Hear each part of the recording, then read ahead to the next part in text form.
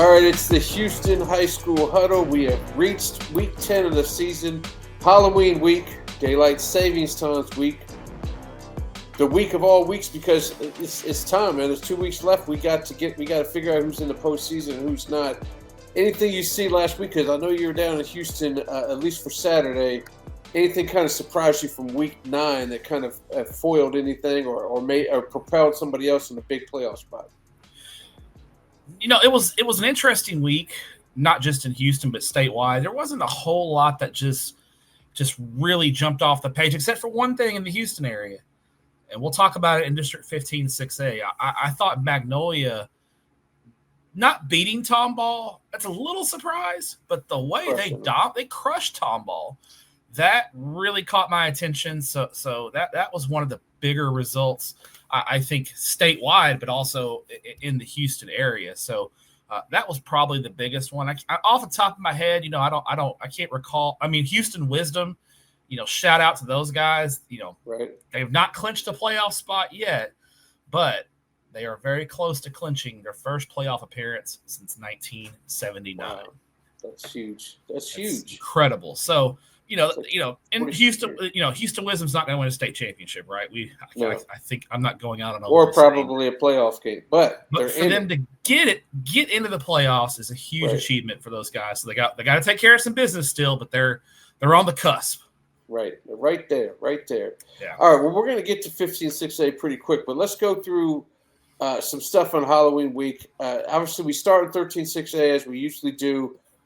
This has been figured out probably for the last 3 weeks of who's going to be in the playoffs. Mm-hmm. I don't think there's any movement of who's going Division I or Division II either, right? It's the same as it's been. Yeah, College Park and the Woodlands are going to go Division I, and College Park, I think, has basically officially wrapped up the number 1 seed. They may have there may be some weird scenario where they could get caught in a tie if they lost their. Actually, no, they have clinched the number 1 seed because they only have one game left. So College Park's locked into the number 1 seed in Division I. Willis locked in at Division II. Willis and Grand Oaks. Willis looks like they're in the playoffs. Yes, and that's where the seeding could change up if Grand Oaks wins out. If Grand Oaks wins out, they would pass Willis and get the number 1 seed in the Division II side. So that's the only thing that's really up in the air at this point. And Willis just gets one of those rare. I don't know if they liked it at the beginning of the season, but they certainly like it now where you have week 11 off where you can, and you're a playoff team. You have 2 weeks to prepare for your playoff team and also, to get yourself right for that postseason. Yeah, they're playing a freshman quarterback. So I think all the time they have to work with him and get him ready to go is going to be big for him. So.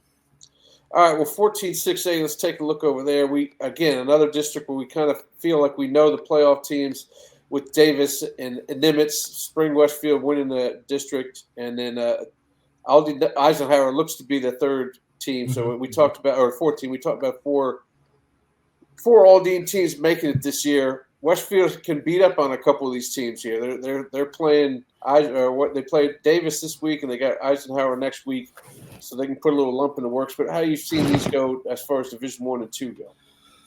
I mean, Davis and Nimitz are looking like the Division I teams here. I think Nimitz has a win over Davis, so you got to think Nimitz is barring an absolute collapse the last 2 weeks, going to be the 1 seed. Westfield and Eisenhower are the 2. Now Ike has could potentially get in there. It's a mathematical chance. They're going to need Westfield to lose to Aldine Davis and Eisenhower the last week of the season for Eisenhower to kind of take a step up. But what I want to talk about with Ike real quick, they may have one of the most underrated defenses in Greater Houston. Get this, Wizzy. In the past 4 weeks, Eisenhower has allowed a total of 12 points. Oh, wow. Now, offensively, they've had some struggles. They have a 6-0 win over Spring, and they held Aldine Nimitz to 7 points last week and lost 7-6. So the offense leaving a little bit to be desired, but when they're playing that kind of defense, they're going to be in a lot of football games. So keep an eye on Ike. They're just playing some really good defense. Now, if they stay where they are, they're probably going to match up with College Park in the first round. that's going to be a really, really difficult matchup. But I think for under a first-year head coach, Pedrick McGinnis, you got to give Ike a little credit. They're doing a good job over there. Yeah, they're going to need to play some defense against College Park for sure, and they're going to have to find a way to score. All right, 15-6A, this might take a little time because there's some results there. We talked about the Magnolia one. They won by 38-3. I don't know if you got a chance to see that Chase Farrell run where he leaps over a guy and bulls over another guy and shakes a third guy for a touchdown. He just had an awesome night against Tomball. But then on the other side, we got Klein Oak, who's all of a sudden put themselves in a playoff spot as they beat Klein in an absolute slugfest there, 61-54. What does this mean for this district? I mean, besides the fact we know Klein Collins is in there and Magnolia's in there, what does it mean for the rest of this year? Well, right now Klein Oak just has one game left. They're off this week and they have Tomball Memorial week 11. You would think Oak is going to get to that 5-win plateau and get into the postseason as the number 2 seed in the Division I bracket. I think really the only question marks here are really the last spot there in the D2 side, the D1 side. Well, actually, could be potentially. So you basically have Tomball at 4-2, Klein and Klein Kane at 3-3. Tomball still plays Klein Kane this week. Tomball wins that game, they're in because they have head-to-head over Klein and Klein Kane. If you're a Klein fan, you are a big, big Kane fan this week. You need Kane to beat Tomball to basically muck it up and get into a tiebreaker scenario. In that scenario, I think Klein might get in because they would have the max out win over Kane and a close loss to Tomball. So what you need is you need Kane to beat Tomball. If Tomball beats Kane, they pretty much have locked up that last playoff spot. And so you'd have Magnolia as the D2 1 seed and Tomball as the D2 2 seed. But if Kane beats Tomball, it gets weird real quick. Yeah, and to make that thing even happen, you have to have Klein beat Magnolia at the end of the season as well. And Klein has to be, that's the other thing is Klein's got to take care of their business. Klein's offense. They've taken their offense is doing what they have to do, but they just can't. They're having trouble winning close games. They can't stop anybody right now. Yeah, and that's the thing. They've had 3 really close 1-score losses in district play, and that's where they just haven't been able to get it done. So. Klein's a lot of fun. Exactly. They're a lot of fun. We'll be talking about this. Yeah, they're a lot of fun, and I think they're a really good offensive football team. But the defense just can't get stops at key moments. And I think the way they play football, and they put a lot of pressure on their defense with the onside kicks, and if you don't recover them, your defense is playing against a short field. So.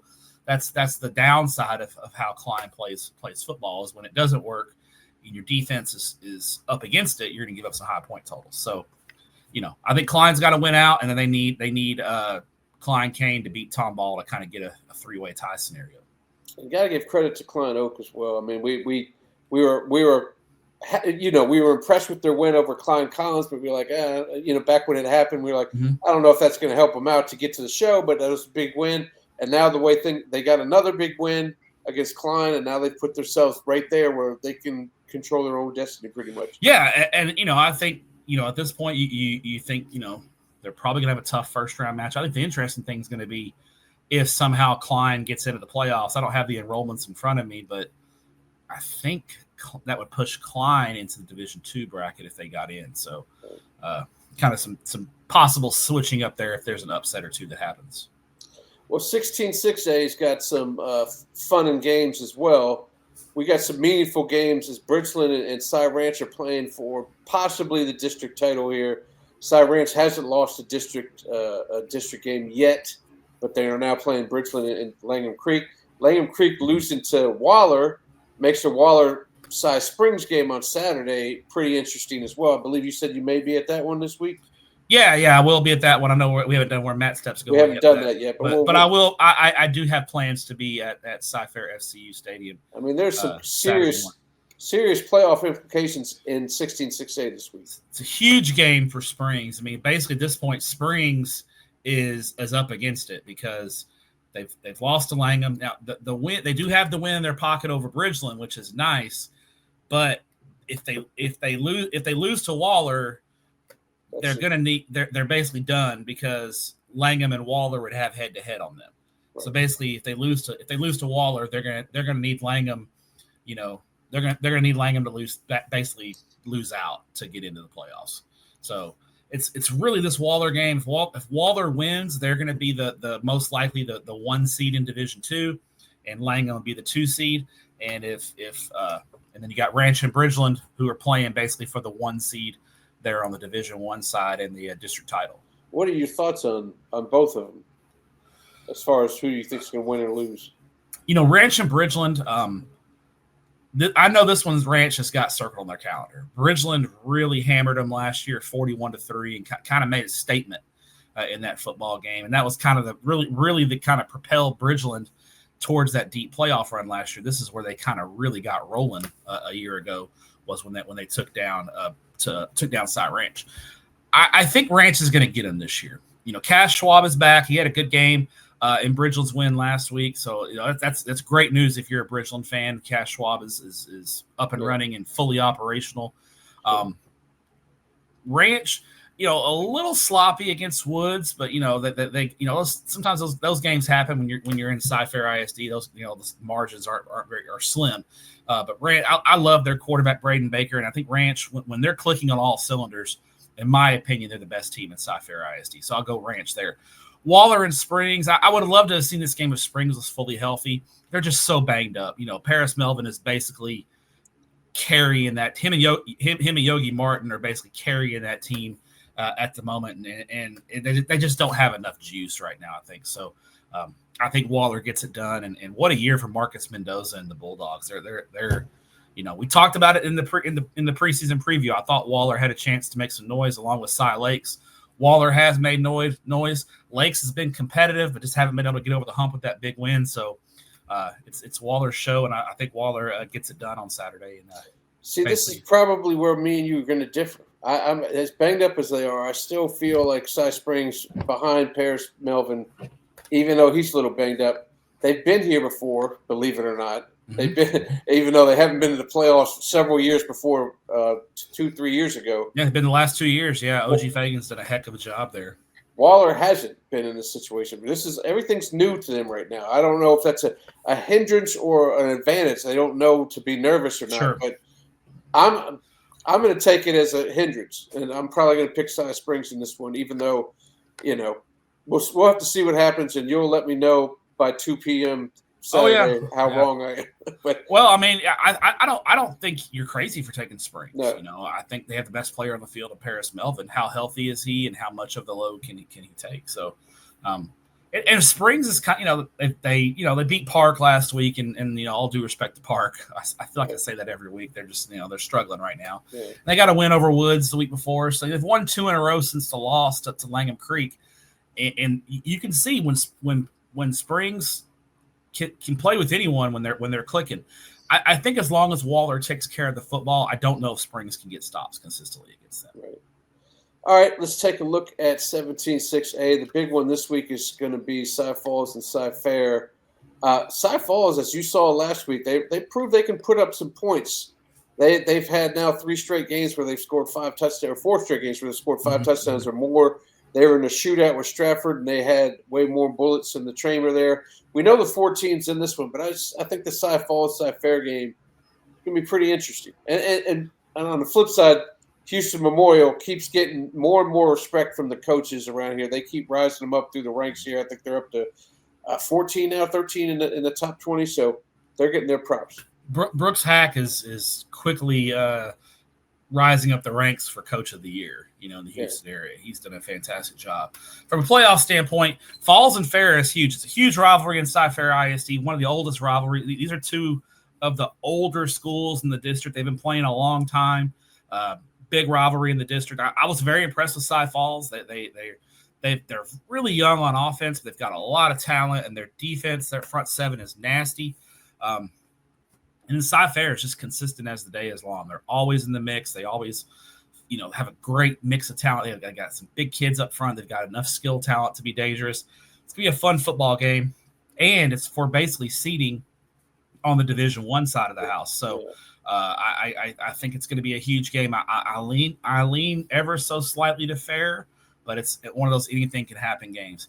As far as Division II, Memorial and Stratford are in. I'm trying to see. I'm trying to do my math here to see if Stratford has officially clinched, and I believe they have. I guess if they lost out and Jersey Village won out, that Jersey Village could pass them and then maybe really throw the Division I thing off. But Jersey Village has got Houston Memorial on Saturday, right. So Houston Memorial beats Jersey Village. Basically, Stratford is clinched the playoff spot. I don't think Stratford, unless Memorial lost out, I don't think Stratford could pass them. So I feel like Memorial with the win locks up the 1 seed on Saturday, and Stratford to be locked into the 2 seed, which is kind of disappointing because you want that Week 11 game between Stratford and Memorial there at Tully to have some meaning, and it will have some meaning no matter what, but it won't impact anything regarding playoff brackets. Yeah, they'll still have their huge crowd, but that's just for bragging rights in that one. Yeah. 18-6A, you already talked about Wisdom making it in. They made it in. We kind of predicted Westside last week, and Wisdom got them. They got them by 17. So we have the 4 teams in this one, and there's no real games of interest in this one unless you talk about Lamar and Bel Air, but Bel Air losing the Heights, getting shut out. Yeah, your top three. Your top 3 are secured here. Lamar, Heights, and Bel Air, 1, 2, 3. Wisdom has not officially clinched yet. They have to play Chavez week 11. Right. There is if Chavez beats Westside this week, then basically Chavez and Wisdom in week 11 is straight up for the 4th playoff spot. I think Westside will beat Chavez, but because Westside lost last week, what do they have to play for? Do they? Yeah. So Westside and Chavez is the game to watch this week. If Chavez wins, it sets up Wisdom and Chavez next Friday night for the final playoff spot. I don't know which HISU stadium that game is at. I feel like it might be at Butler, maybe Barnett, but that'll be for the final playoff spot. But if Westside beats Chavez, that gives Chavez 4 losses, and then at that point, Wisdom's clinched. Yeah, that was the huge one last week. First playoff spot since 1979, potentially. They weren't even called Wisdom at the time. They never their wisdom teeth taken out. That's 46 years ago at some point. Yeah. That's crazy. All right, let's go to 19-6A. Last week we talked about Maid Creek really needed to win against Cinco Ranch to get in. They couldn't quite pull it off. They lost by a touchdown. The game of significance is Tompkins and Katy this week, and as far as ones that might be competitive, and I don't even think that one will be competitive. That's on a Thursday. Your thoughts on the 4 teams in this district that are looking good? Well, form holds. Maid Creek, Pado, and Tompkins are all going to finish 4-4. Maid Creek is 3-3 right now, and they have 7 Lakes and Katy. You figure they'll go 1-1. Pado has Taylor and Jordan. You figure they'll probably go 1-1, although Jordan and Pado may be a closer game than Tompkins has Katy, and they have Katy Taylor, so you figure they'll go 1-1. So if that happens, all 3 finish 4-4. Pado gets the last playoff spot. Where things get a little dicey is if somebody loses a game they're not supposed to lose or wins a game they're not supposed to win.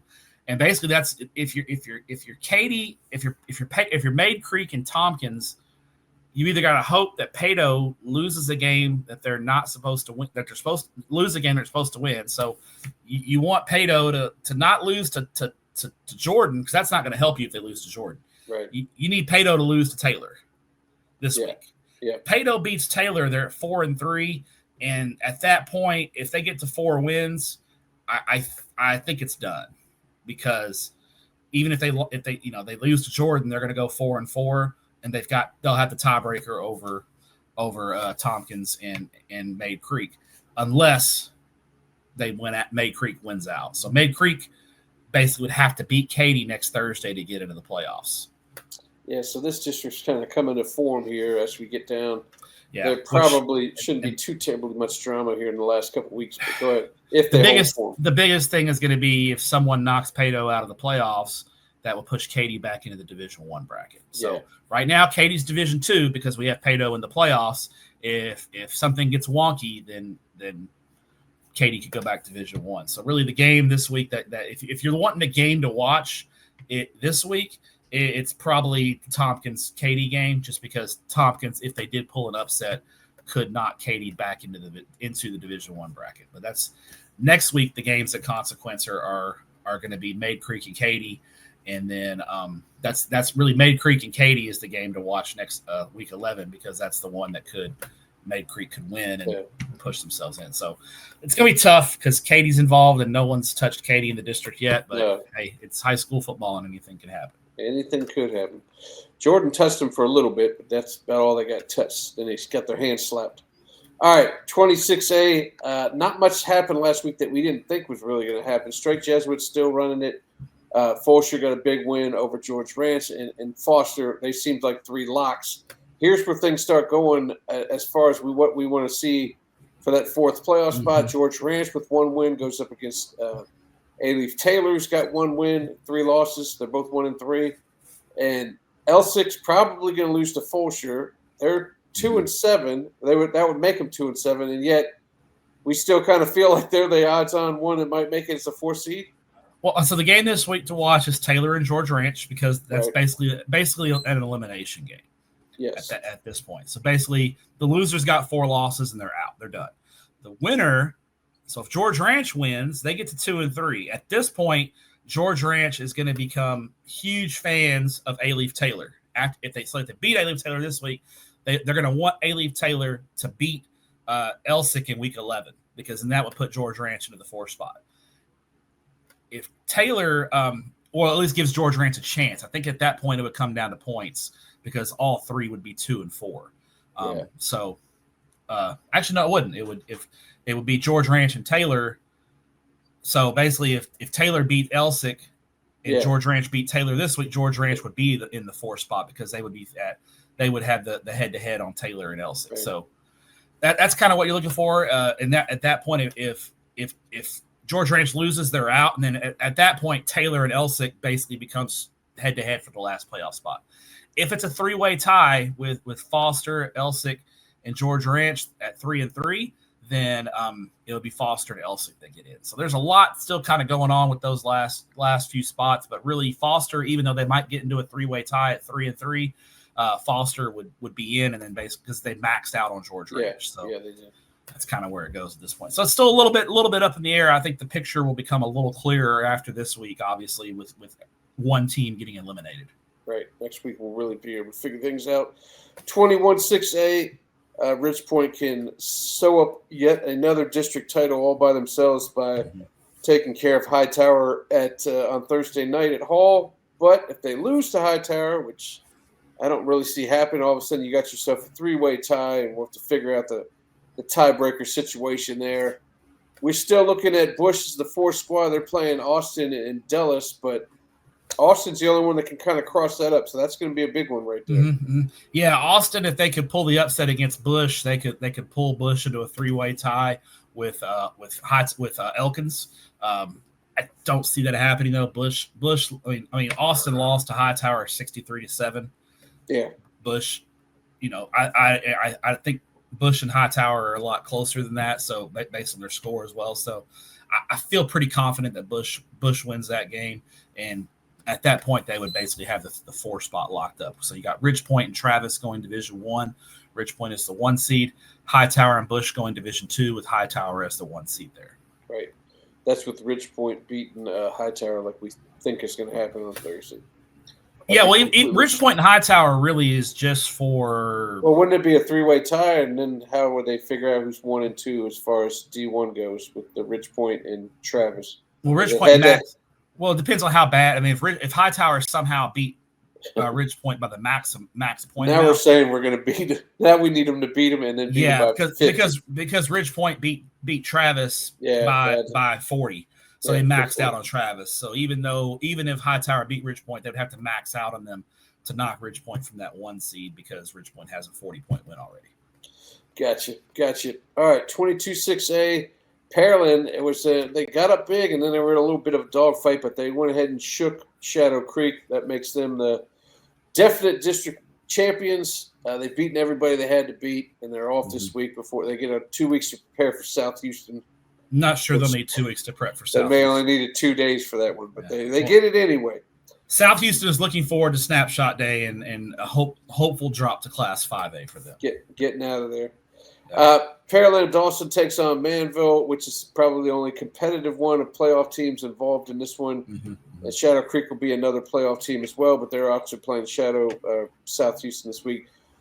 Your thoughts on just why don't you give the people 1 and 2 if everything holds out here? Yeah, I think, Pearland's the D1-1, Dawson's the D1-2, Shadow Creek is the likely Division 2-1 seed. Now, Shadow Creek, if they were to lose, they have head-to-head on Manville. They have head-to-head on Manville. I expect both teams to finish at 6-2 in district play. Actually, Manville has Dawson this week. So basically, what has to happen is Manville's going to have to pick up a game on Shadow Creek to get in. So Manville's got to go 2-0 and hope Shadow Creek goes 1-1. Somehow loses to Rayburn, which Rayburn's scrappy. They're scrappy, but they're just they're not quite at that level yet. Rayburn gave Pearland Dawson a pretty good game for a half, so they're pretty scrappy. But it would take a major upset. So I feel pretty confident saying Shadow Creek's going to be the D2-1 seed and Manville's going to be the D2 2 seed. I can take it. Well, we got fun stuff in 23-6A. I mean, we know who the playoff teams are pretty much. Mm-hmm. But we have a fun one with North Shore and C.E. King. If there wasn't a certain 5A game going on this week, that would definitely be our game of the week. Mm-hmm. North Shore is rolling. They put up big points again on Atascocita. I'm assuming they're going to put up big points again against C.E. King, but can C.E. King match them score for score they have with everybody else? Yeah, I mean, this is a huge game. It doesn't really impact playoffs very much because North Shore is going to be D1, C.E. King is going to be D2.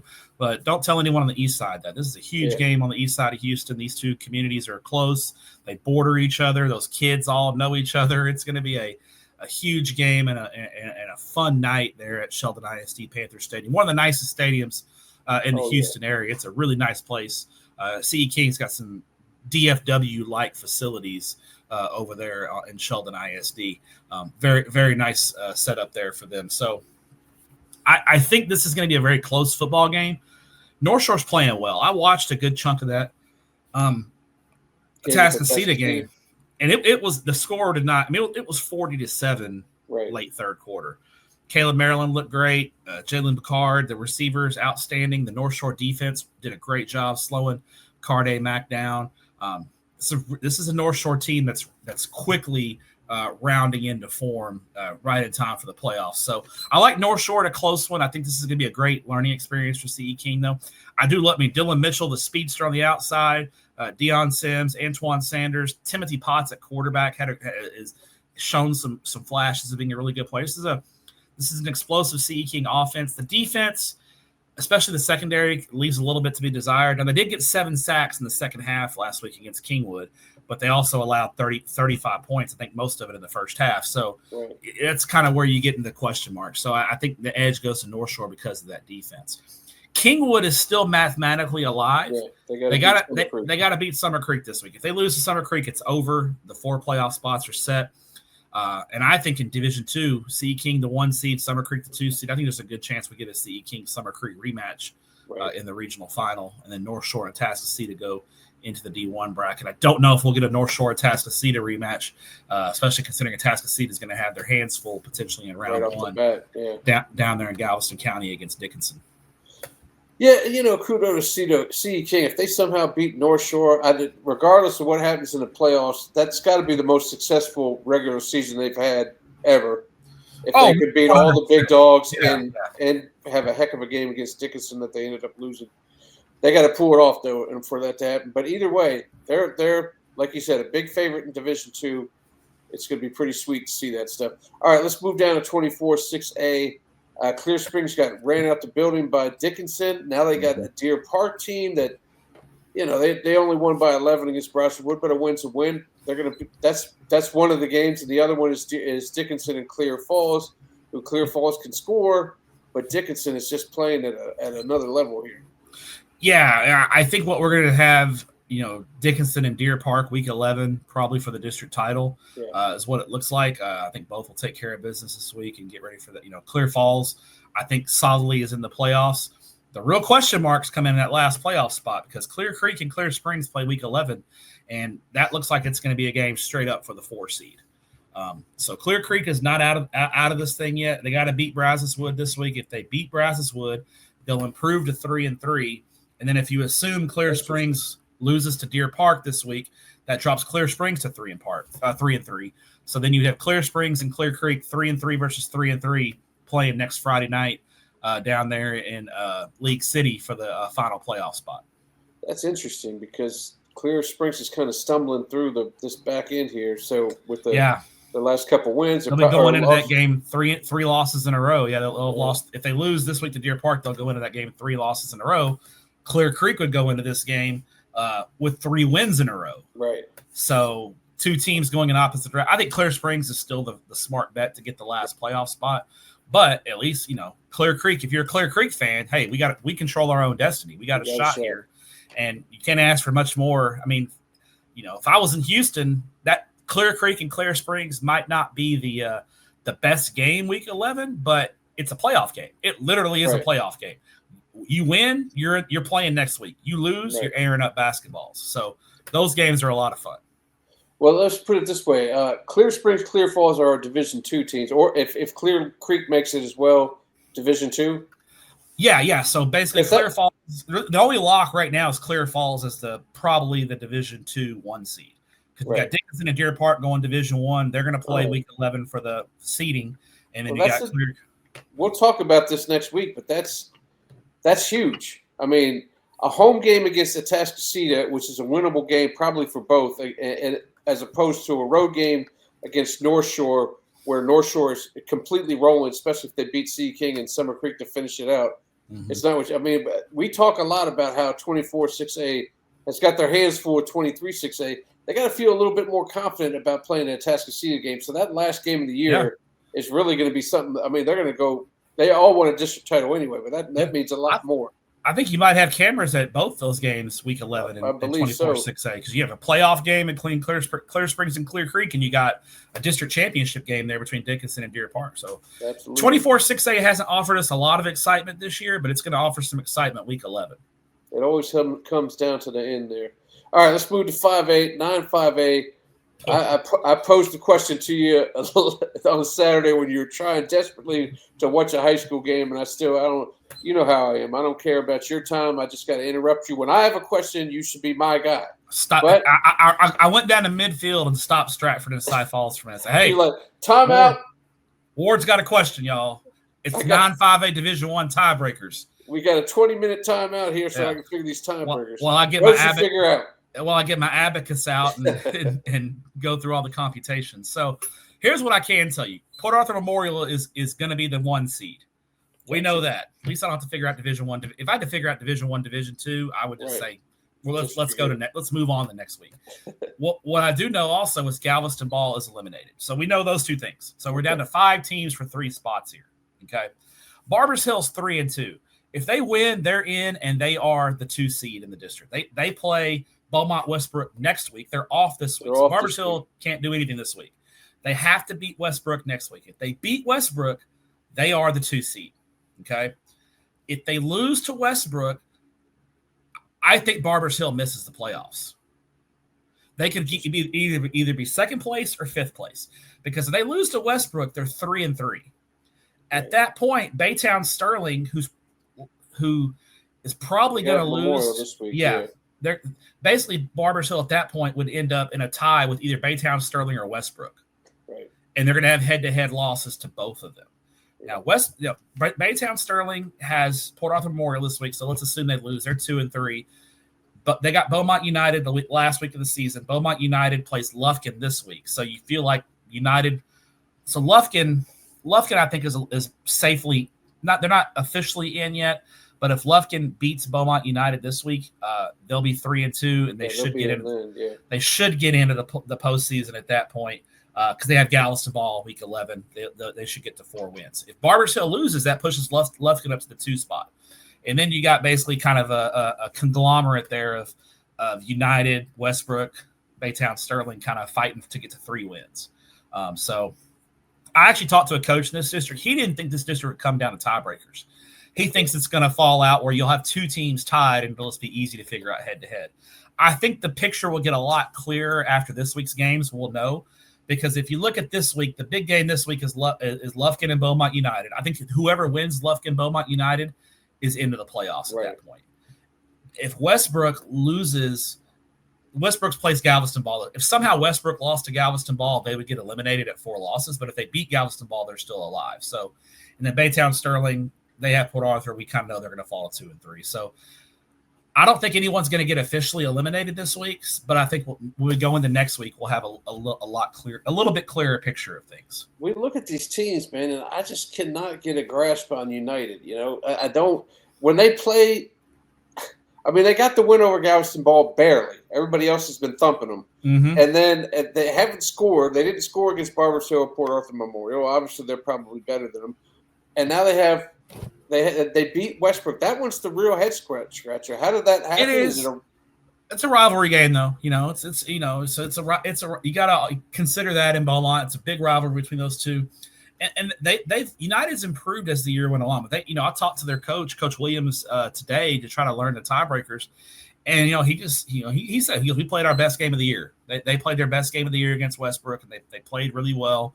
And they've been kind of pointing towards this moment, and they stepped up and met the challenge. So now you got a home game against Lufkin. So if you beat Lufkin, you're probably in the playoffs. So I think basically you look at it this week: the winner of Lufkin and Beaumont United is probably in the playoffs. But Beaumont United still's got work. Beaumont United probably has the toughest path because they have Lufkin and they have to go to Baytown Sterling next week. That United Baytown Sterling game could be straight up for a playoff spot if things break right. So it's a lot on the line. Having you tell me that coach said that gives me less faith in United. If they played their best game of the year against Westbrook, it's going to be hard to get back up and play your best game again against Lufkin and then their best game again against – that's just too much to ask. That's the tough part, yeah. So that's where you're right, man. You're asking a lot for them to have to get up. Can they do it again this week against Lufkin? And a Lufkin team that's going to be, frankly, pissed off. Yeah. Lufkin losing to Port Arthur last week, that was the first time – Port Arthur beat Lufkin. These are 2 non-Houston teams, but it affects the Houston district. Right. Port Arthur beat Lufkin 30-0 last week. It's the first time Lufkin's been shut out at home since 1978. Oh, wow. First time Lufkin got a home shutout. So crazy. Well, in 10-5A Division I, Madison has a chance to clinch the district by themselves pretty much with a win over Waltrip. I mean, they'd have to fall to Sharpstown in week 11. That's a huge game. We'll have a camera at that one. That one is at Butler as well. Your thoughts on that one, and then we can talk about what you have as your other 2 teams in there, because it looks like Westbury's in as well. Yeah, well, Waltrip, if they get beat Madison this week, would basically force a 3-way tie at the top of the district with Madison, Westbury, and Waltrip. Then it would come down to points. We know Madison. Waltrip did lose to Westbury by 14. So, Madison, on the other hand, beat Westbury by 19. So I feel like Madison is in pretty good shape, even if they did lose. But you never know. It's Halloween night, crazy, wild things that happen. I think all 3 of those teams are in the playoffs. I think Sterling is pretty much locked into the 4 seed. Yeah, by beating Galena Park earlier this year. They would need to lose out, and then Galena Park would need to win out to pass them, basically. So Sterling, one more win for Sterling, and I think they're in. They got Spring Woods, which they should take care of Spring Woods. So a win this week gets Sterling to 5 wins, and then Galena Park, the best Galena Park can do is tie them, and Sterling has head-to-head. Right. All right, let's move to 11-5A and talk some of that strategy there. Where do you – obviously the big one – I mean, I was talking to Coach Bernithia. They've had nothing but home games, right? and they get another one against they get another one against Angleton, and the winner of that game will get another one in the playoffs. So I just want to hear, before we get into playoff teams, your synopsis of this one that we could see 2 times again this year like we did last year. I think there's a chance of it. And a lot of questions going into this game for both teams. For LaPorte, I watched a good portion of their game against Crosby this afternoon, and they didn't look good. No. No, all due respect to Crosby's a good team. They're going to finish 3rd. But LaPorte should have beaten Crosby They just played sloppy. A couple of fumbles, a couple of missed field goals, a bunch of penalties. They let a team that they were clearly better than hang around, and it almost bit them in the butt. They did get the win, but they didn't play very well. Now, were they looking ahead to Angleton? I don't know.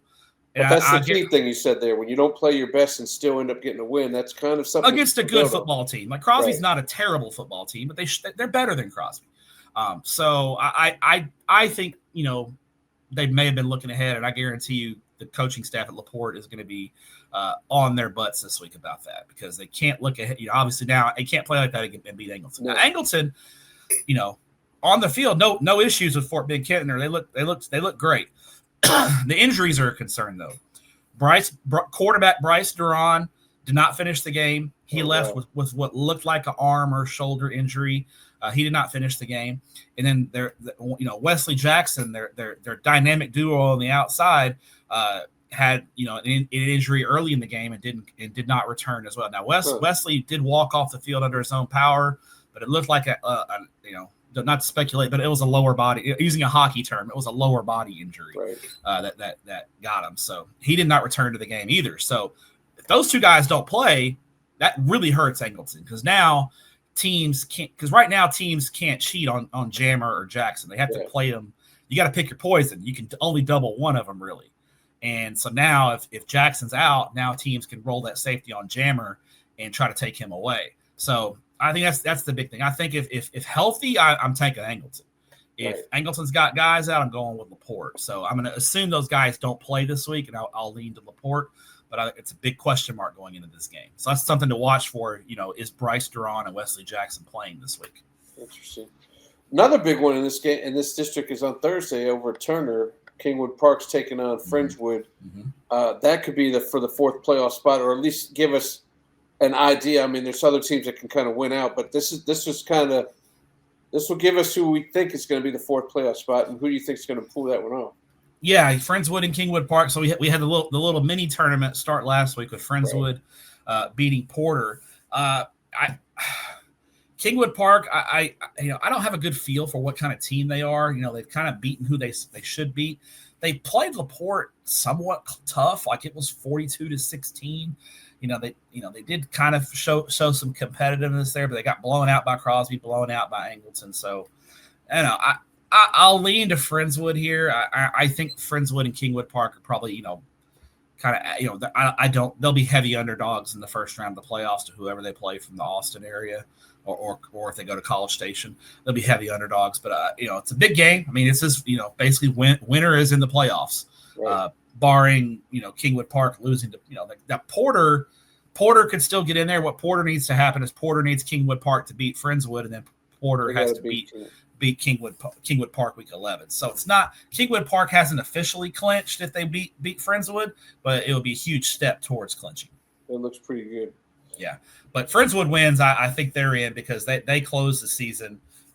They close out with Fort Bend Kintner, and they should take care of it. I would lean towards Friendswood because out of the big three teams in that district, they're the only one that played anybody close. They played Crosby close by they put 30 up there. So yeah, I don't know. That's just I would agree. I leaning to Friendswood to get that spot.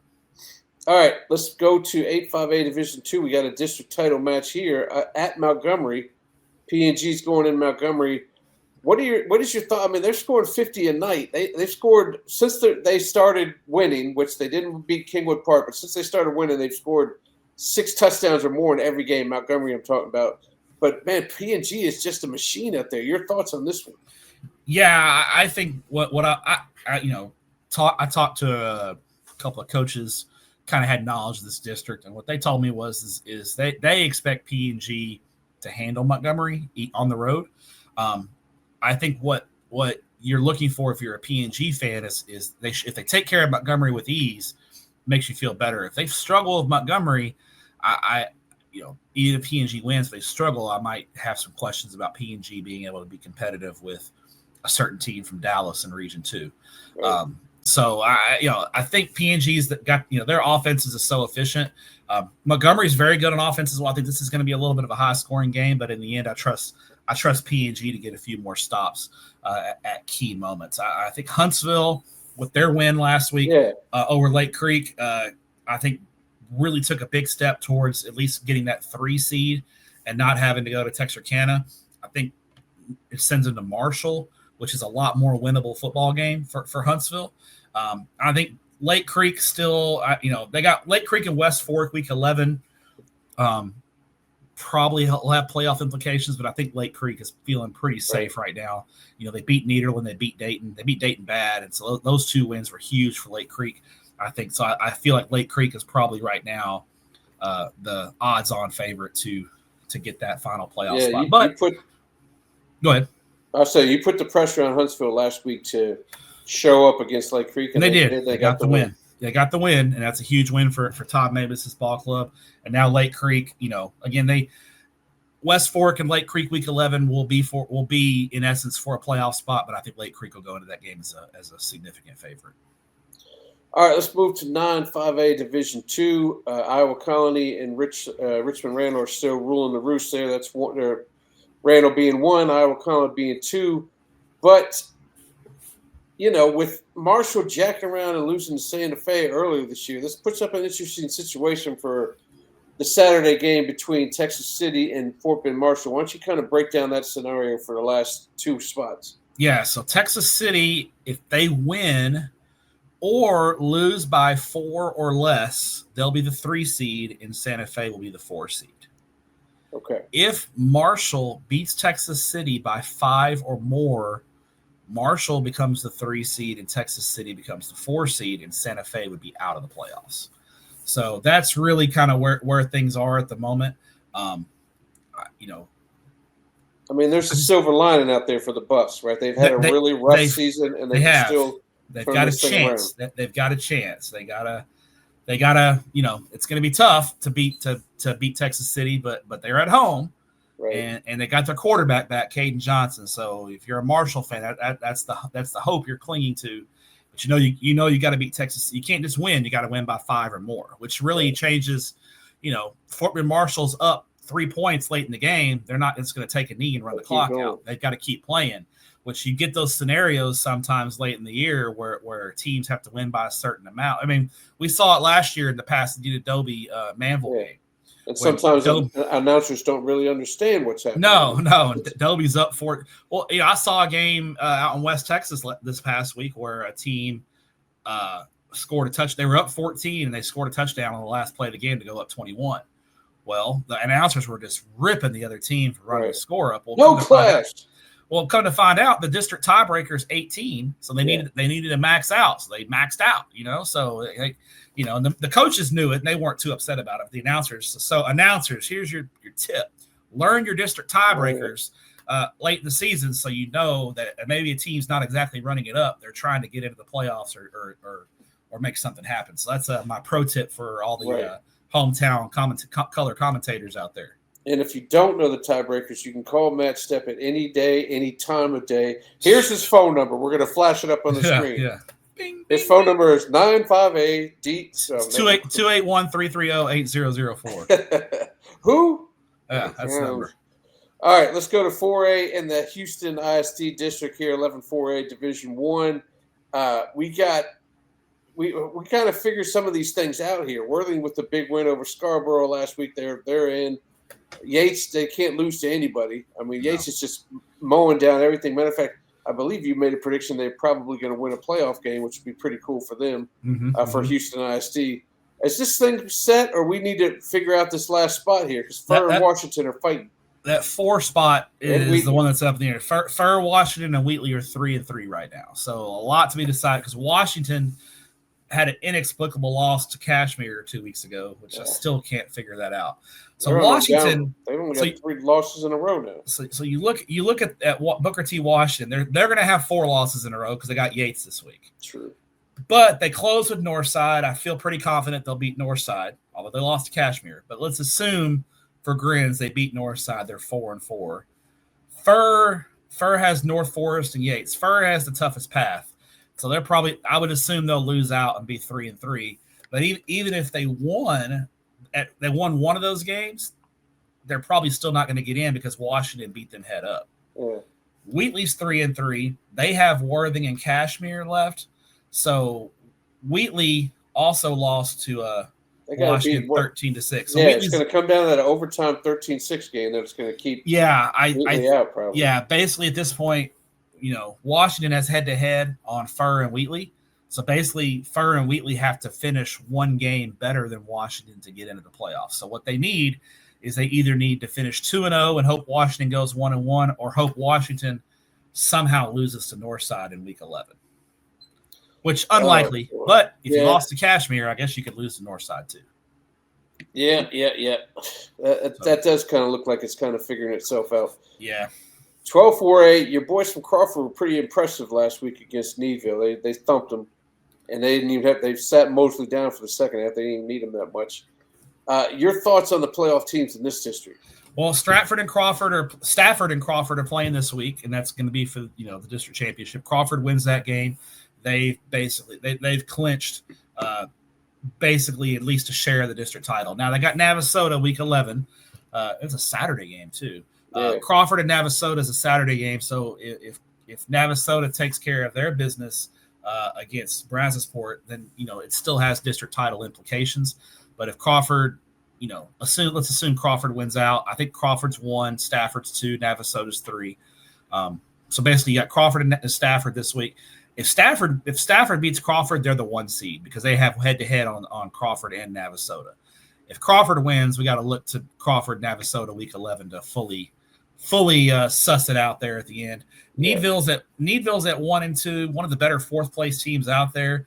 They should take care of Willow Ridge this week, and that would basically at that point put them into the playoffs as the 4 seed. So Needville, Willow Ridge, Needville wins, they're the 4 seed, and then you got Crawford and Stafford this week to decide at least first place temporarily. Gotcha. Potentially, because like I said, Navasota can still get in there week 11. Navasota's got to take care of their business this week against Brazosport, and then it could set up week 11 Navasota with a tiebreaker situation.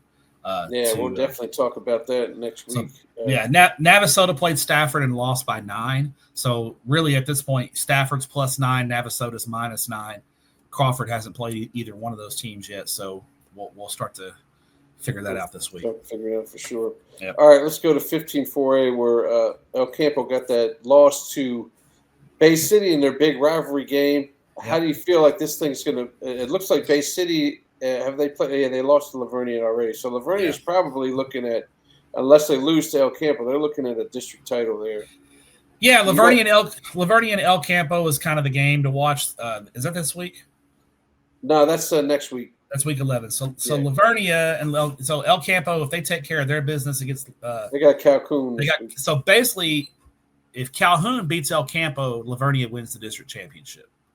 It clinches the 1 seed because now El Campo would have 2 losses. They can't catch Lavernia as long as Lavernia wins this week. So if El Campo wins, then you could get a 3-way tie scenario with El Campo, Lavernia, and Bay City. Calhoun probably is going to be your 4 seed. They close with El Campo and Bay City, but they've got head-to-head wins over the bottom 2 teams. So I think our 4 teams are set. I think it's Lavernia, Bay City, El Campo, and Calhoun. Is Calhoun in the? Do you guys cover Calhoun? No, we don't. Okay. We cover El Campo and Bay City. And I wasn't sure how far south you went there. But yeah, so ask me again week 16. Ask me the last week of the playoffs, and then all of a sudden all bets are off. I cover everything. I bet the Sand Crabs do get the show on one of their TV stations down there close to Victoria. So we know the 4 playoff teams, and I think we'll start to know the order this week. But the order right now, the order is not set because there's games of consequence between those 4 teams this week. So, but I think you can be confident Lavernia, Bay City, El Campo, and Calhoun are in the playoffs. Excellent. All right, let's quickly go through 4A Division 2, and then we'll talk about other things. We'll talk about where you're going to be at after that. How did this thing wash out last week? Because it looks Lamarck and West Columbia are going to be playing for this district title this week, but and obviously the Harmony teams aren't in the postseason. But remember, they got the little mini tournament like we talked about in the last district between Sweeney, Brookshire Royal, and Wharton. How do you feel like this is going to? Because Wharton now plays Brookshire Royal this week. Yeah, so it's going to start playing itself out this week. Wharton's got Brookshire Royal and Sweeney to close the season. So Wharton wins out, they're in. Right. They're in. If then you start getting into Brookshire Royal has a win over Sweeney already, so if you're a Sweeney fan, you pretty much have to beat Wharton to get in. If you lose to Wharton, you're pretty much done because you have head-to-head losses to Brookshire Royal and Wharton. So I think the game this week that we're watching is Brookshire Royal and Wharton. I think the winner of Brookshire Royal Wharton has the inside track to the 3 seed. But this isn't going to be decided until week 11 when Sweeney and Wharton play, I think, because if Sweeney beats Wharton, then you get into potential ties, especially if Brookshire Royal beats. Basically, here's the thing, right? If Wharton beats Brookshire Royal, then we have a 3-way tie at play. If Sweeney beats Wharton week 11, if Wharton loses to Brookshire Royal, then Wharton and Sweeney straight up for the 4th spot. Right, and Royal's already in because Royal's got head-to-head on Sweeney and Wharton, so Royal will be the 3. Who do you like in that district title game this week? I like West Columbia in a close one, but Len Lamarck's been Coach Oliphant, and that's another guy that probably deserves a little Coach of the Year shouts along with Brooks Hack. Wade Oliphant's done a heck of a job there at Lamarck. All right, well, let's finish it out with some 11-4A Division II. Boy, I tell you what, Sealy did not like the fact they lost that rivalry game to Bellevue because they kicked the pants off of Madisonville by like 32 points. And that does that put an angry Madisonville team at home against Belleville? Does that make that a little sticky, or do you think Belleville's that much better than Madison? I think Belleville and Sealy are the top 2 teams in the district by a decent margin. I think Madisonville looks like your 3 seed here, just because they have wins over LaGrange and Caldwell already. I think where it gets dicey is that 4th spot. I think it's Madison. I think it's LaGrange. LaGrange, right? But LaGrange plays Giddings this week, and that could get dicey. But I feel like LaGrange will handle Giddings. So I think your 4 teams. I think your order is not quite locked in, but Belleville 1, Sealy 2, Madisonville 3, LaGrange 4, barring a significant upset. It looks like, and I still, even though the loss to Belleville, I still feel like Sealy's a team that can make another long run, maybe mix up with La Vega again in the postseason and see what happens there. Mm-hmm. Might have to do it around earlier now because it's true. It's 2 seeds. So I can't remember how the brackets play out, but maybe around earlier. We'll see. All right, we'll talk 3A next week, but let's talk about where Matt will be stepping out this week. So Thursday night, I'm a small school it up. Myself and my boss, Greg Tepper, are going to go out west of Fort Worth, out to Santo, Texas.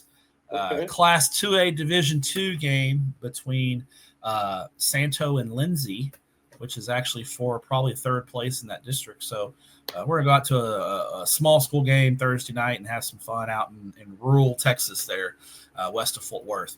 Friday night, I got a big one out in North Forney. Longview taking on North Forney in 10-6A, which is a great district. 5 really good football teams in that district.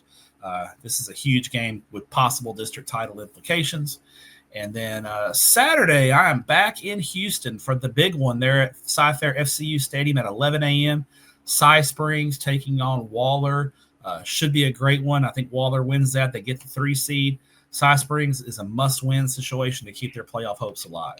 Because they play on Saturdays, I think this is a rare occurrence for you that you've gotten a chance in the regular season to see one team twice in the regular season because you got to see Cy Springs 2 times on a Saturday, right? Yeah, I will. That doesn't happen very often. No, it doesn't. I ended up seeing Frisco Wakeland for a second time last week. True. That was a bonus game because of the rain and everything getting moved around. So I did get to see Frisco Wakeland twice. I saw them in back-to-back weeks too. That's crazy. I saw the same team in back-to-back weeks. Well, you know everything about them, man. Why don't you write your book report on Frisco Wakeland? I don't.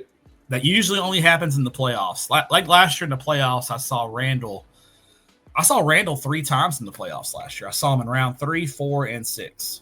Because you got him in NRG and then the state title. You have to go to NRG. That's like a triple header, right? Well, I had him at Waller in round 3, and then I had him at NRG round 4, and then state championship game. Yeah.